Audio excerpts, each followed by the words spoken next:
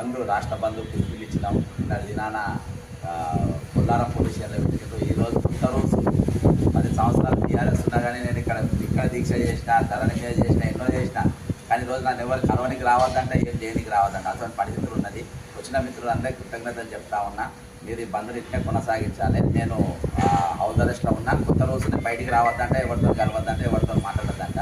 అంటే మునుపటి కంటే ఇంకా భయంకరమైన ఒత్తిడి ఈరోజు దీనిపైన ఉన్నది. ఏదైనప్పటికీ గ్రూప్ 1 1:100 పోలీస్ కానిస్టేబుల్ 167 పోస్టులు వెంటనే నింపాలి. ఇంకోటి గురుకుల post DSC mega DSC implement చేయాలి. కాబట్టి అంతేకాకుండా టెట్ నార్మలైజేషన్ చేయాలి. గ్రూప్ 2 గ్రూప్ 3 పోస్టు నింపాలి. అవి మేనిఫెస్టోలో అవే మేము అడిగినాం. ఇవాళ మా ఇంట్లో దీక్ష చేసుకొని కూడా, మా ఇంట్లో కాదు, నేను బంద్ పిలిపిస్తే ఆపేది.